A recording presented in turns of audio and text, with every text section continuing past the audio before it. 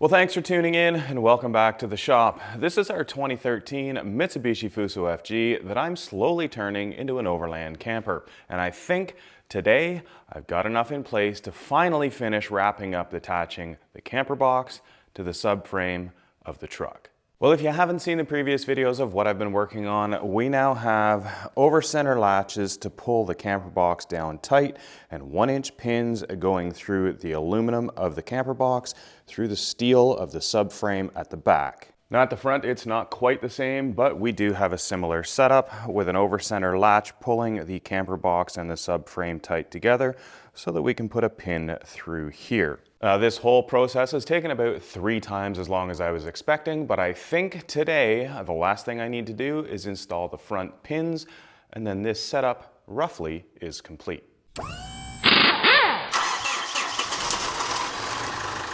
The 1-inch pins that I'm using to secure the rear end of the box are significantly overkill for what I'm doing, but they were convenient because that's the size pin that was used to previously hold the dump truck box on the back.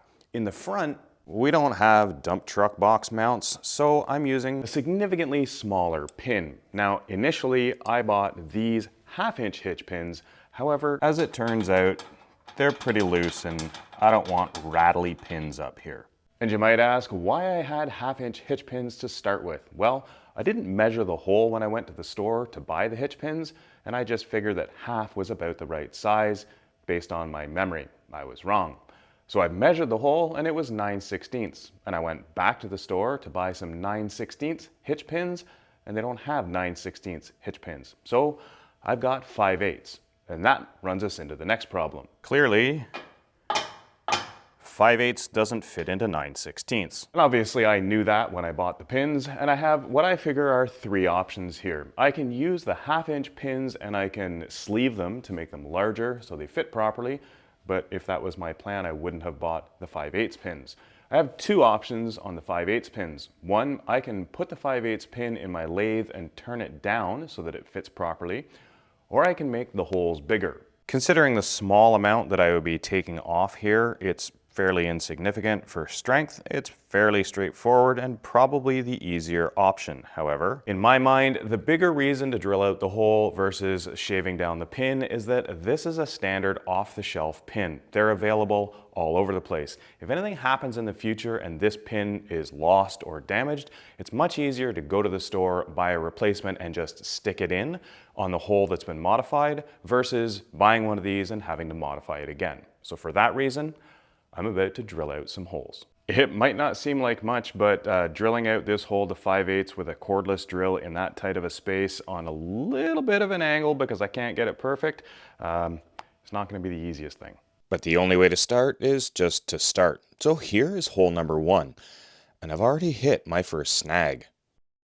My drill's really having a hard time just punching through that last little bit. It keeps stalling and hitting the clutch. Even though I have my drill set to the drill and no clutch, it seems to be overriding it and kicking a clutch in, but I've just got a tiny bit left to go. I do have my drill on low speed versus high, so I got a bit more torque here, but getting everything to line up, keeping everything straight. Let's see. That's the problem I'm running into. Everything was going smoothly until right at the end. And I'm not sure why it's kicking the clutch, because there's well, maybe I'm halfway in between there. Let's see what happens here. It'll just stall the drill and snap my wrist. There we go.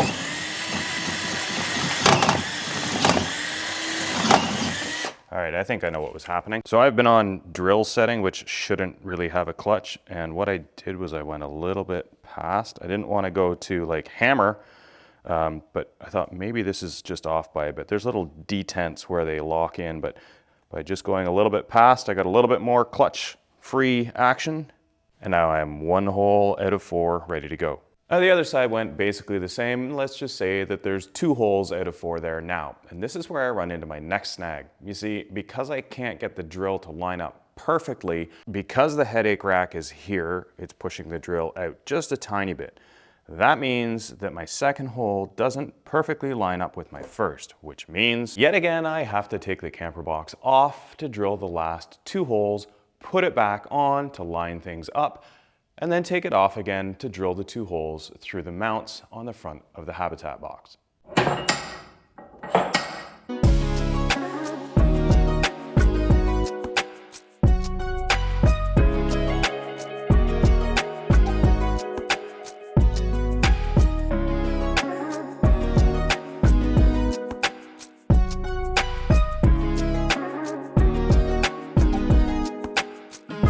I think I'm actually getting faster at that. Now, there's one thing that I have to make sure every time I do this, I don't forget. And that is making sure that these are not hanging below the deck like it is right now. Because if this is down here like that and I move the truck forwards, that's gonna bend this and damage that. So I gotta make sure I always clip these up and they're well above the deck so I don't damage them.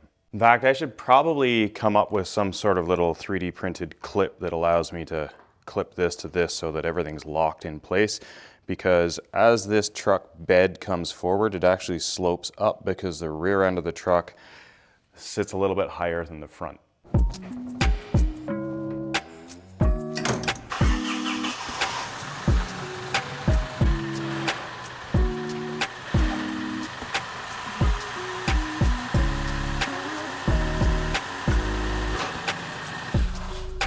And now hopefully I have enough room to get in here and drill somewhere that hole there and the other one over here. And it looks like there's going to be just enough room to get the drill in. But I think I need to retitle this series from the slow build to the sequence of shots where you can't see what I'm doing because of where I've put the camera. Let me show you. Maybe from here you can get a better idea. All right. This is how much clearance I have to the back of the engine. It's almost like I knew, or Fuso knew, how much space I would need. Now I'm at the same point again where I'm 3/4 of the way through the hole and having it jam up on me. So let's see if we can punch this through. The other thing I tried was actually going to the high speed setting on the drill just to break free of the part that was catching. But let's see what goes on here.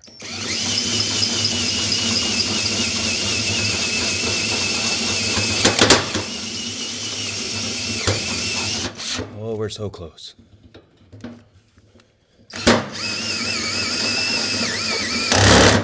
There we go. I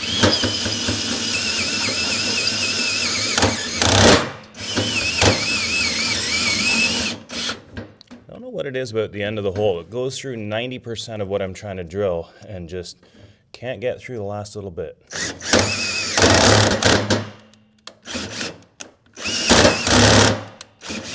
Let's try the high-speed trick again.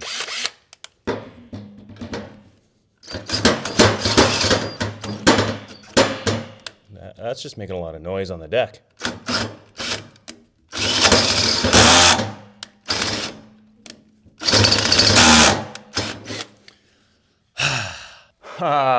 It's all making sense now.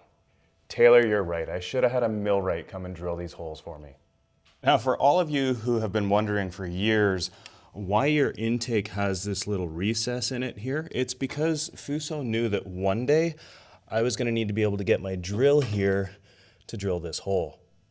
But seriously, whatever their reason was, I'm glad they had it because I used every inch of that space.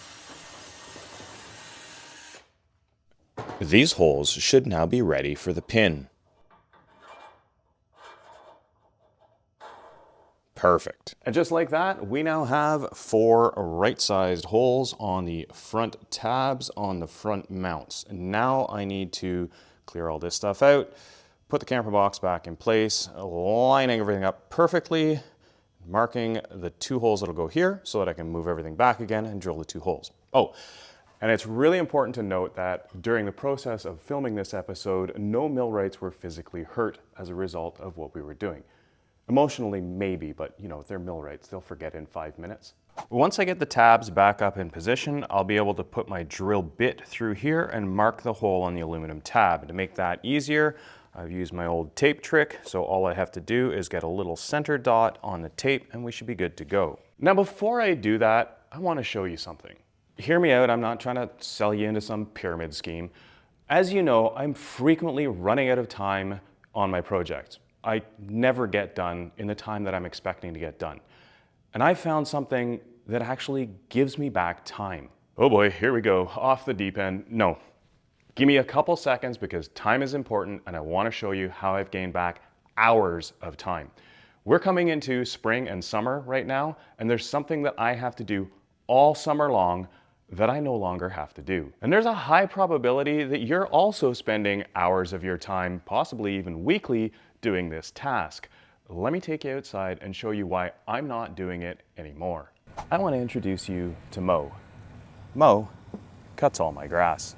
And this means I've regained all of my time that I used to spend mowing the lawn. So if you're looking to regain some of your time this summer, make sure you check out the links in the video description because last night, while I was sleeping, Mo did all this. So while Mo finishes up the lawn, I'm gonna head back into the shop. Thanks, Mo. Task completed. Unfortunately, this time backing the truck under the camper box didn't quite go as smoothly. The back end of the habitat box had shifted over slightly and the rear mounts caught the back deck. Right here. But with a quick wiggle of the back end, I was able to pop it into place, allowing the box to shift forward again.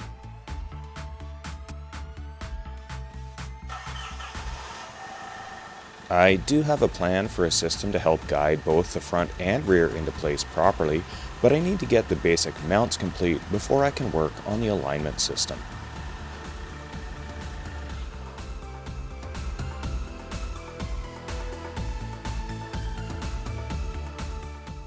That took a little bit longer than it should have, and I'll tell you why. When I lowered the front, I forgot that I had to flip the latch down while the box is still up, because there isn't enough clearance here for it to swing through this space. So I may end up actually cutting this out bigger at some point, but short term, I just had to raise it back up again, flip the latches down, and then bring it down again. And of course, after doing it on the passenger side, I totally forgot on the driver's side, so I had to raise the driver's side up again and then pull the latch out and lower it down again. But the good news is it's down now, so I can take the drill bit and mark where the hole needs to be in the aluminum and then take this all off again. Not a lot of space in here.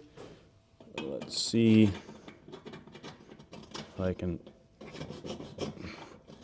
make a mark on that tape to get me in the right spot. Let's see if that did anything. Hey, there we go. There's a little dot in the middle. We do the same thing on the other side.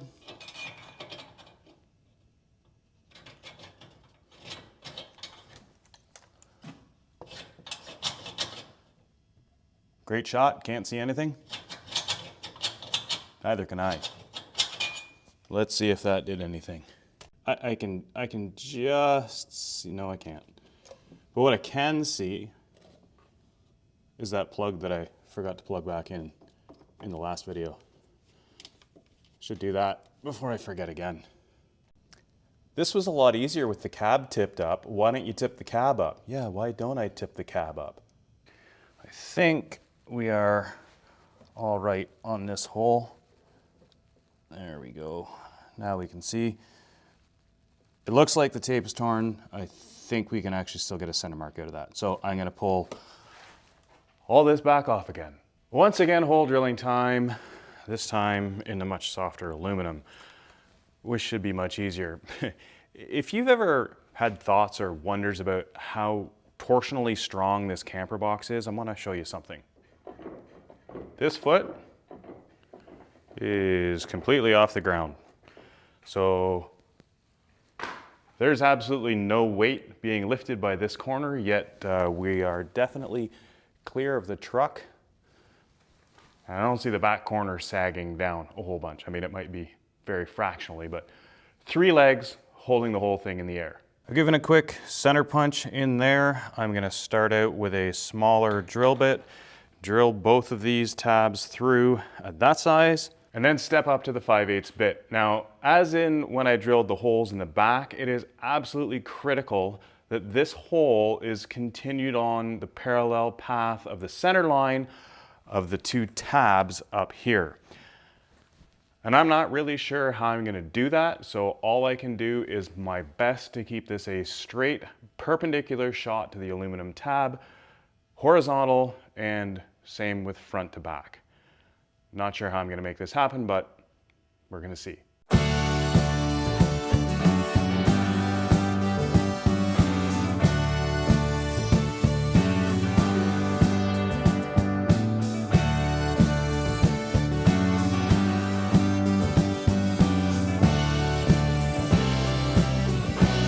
Two holes, one question left. Do they line up? Actually, two questions left. The second question is Taylor gonna claim that I used AI to make it look like I was drilling holes, or is he just gonna, wait, no, it's okay.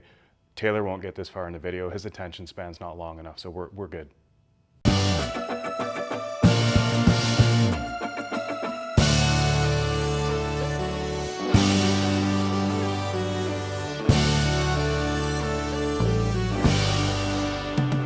And just like that, the camper's back down, and that is what I was looking to get accomplished today. What? Oh, you want to see the pins lined up? Okay, I guess so. Both pins lined up. Oh, you want to see the front pins lined up? Okay.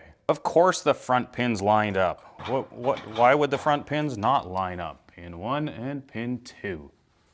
But the best part, not only did I not run out of time, I don't have to go and mow the lawn now. I hope you enjoyed that video. If you did, give us a thumbs up. If you haven't already, consider hitting subscribe. Check out the other videos on the channel. Make sure you check out the links. And if you're a millwright named Taylor, which I know you haven't made it to this part of the video because of your attention span, you're awesome. Thanks for watching, and we'll see you next time.